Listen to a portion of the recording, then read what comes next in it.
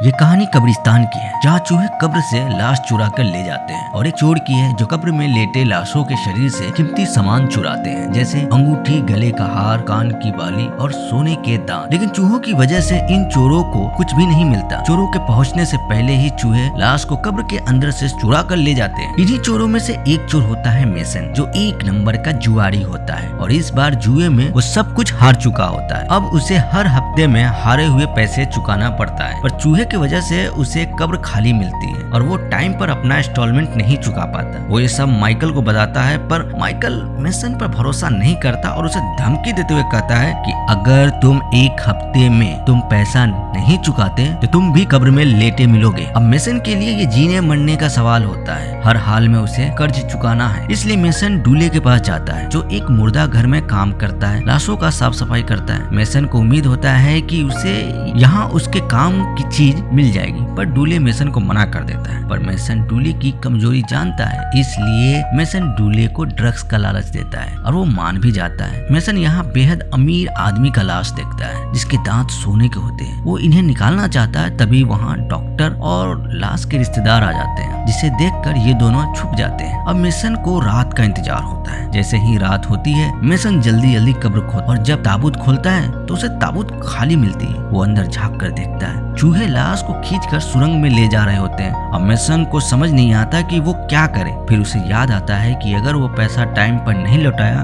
तो माइकल उसे जिंदा ही ताबूत में बंद कर देगा। मेसन के पास कोई ऑप्शन नहीं होता, वो भी उस सुरंग में चला जाता है, चूहे का पीछा करते करते। सुरंग में बहुत सारा चूहा होता है। मेसन इन चूहों पर गोली चलाता है और एक चूहे को मार भी देता है। तभी उसे दूसरे सुरंग से आवाज आती है। वो देखता है एक बहुत बड़ा सा चूहा होता है और वो चूहा मेसन को घेर लेती है। अब मेसन डर जाता है और उस पर गोली चला देता है, पर चूहे को कुछ नहीं होता और वो मेसन पर हमला कर देती है। मेसन घायल हो जाता है और भागता है, और भागते भागते वो गुफा में गिर जाता है, जहाँ ढेरों कंकाल होता है। ये देखकर मेसन डर जाता है। तभी उसे उस कंकालों के बीच में चमकता हुआ दिखाई देता है। वो ये देखकर खुश हो जाता है, जैसे उसकी किस्मत खुल गई हो। दरअसल ये गुफा सीक्रेट ब्लैक चर्च होता है, जहाँ कुछ लोग छुपकर ब्लैक मैजिक किया करते हैं और लोगों का बलि दिया करते हैं। तभी मेसन वहाँ एक कंकाल को बैठा हुआ देखता है, जिसके गले में हीरे से जड़ी हुई सोने की एक लॉकेट देखता है। ये देखकर मेसन बहुत खुश होता है और वो लॉकेट कंकाल के गले से निकालने लगता है और ये कहता है कि आज से तू मेरा है। और जैसे ही गले से लॉकेट निकालकर बोलता है कि कहा था ना कि आज से तू मेरा है, वैसे ही वो कंकाल जिंदा हो जाता है और मेसन का हाथ पकड़कर बोलता है ये मेरा है। दरअसल ये लॉकेट श्रापित होता है। जो भी ये लॉकेट अपने पास रखता है वो इस चर्च से जिंदा बाहर नहीं जा सकता।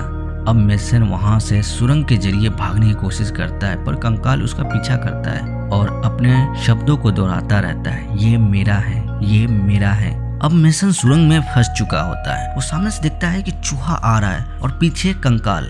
अब मेसन के पास बचने का कोई रास्ता नहीं होता। अब मेसन तलवार उठाता है उससे सामना करने के लिए, पर मेसन सामना नहीं कर पाता और चूहा हमला कर जमीन पर गिरा देता है। और जैसे ही उसे खाने वाली होती है, तभी एक बड़ा सा पत्थर चूहे पर गिरता है और वो चूहा वही पत्थर से दबकर मर जाती है। और दूसरी सुरंग भी पत्थर गिरने से बंद हो जाती है, जिससे कंकाल बाहर नहीं आ पाता। अब मेसन टॉर्च से सुरंग की ऊपरी हिस्से में देखता है तो उसे वहां से हल्की हल्की रोशनी आती दिखाई देती है। ये देखकर मेसन खुश हो जाता है, पर वहां तक पहुंच पाना आसान नहीं होता। फिर भी मेसन बहुत मुश्किल से वहां पहुंचता है और जब पहुंचकर देखता है तो वो रोशनी मेसन के टॉर्च से ताबूत में लगे शीशे की रोशनी होती है। अब मेसन एक ताबूत में फंस चुका होता है। ये देखकर मेसन जोर जोर से चिल्ला चिल्ला कर रोने लगता है। तभी वहाँ चूहे का झुंड आ जाता है और मेसन मारा जाता है। दोस्तों, इसीलिए कहा गया है लालच बुरी बला।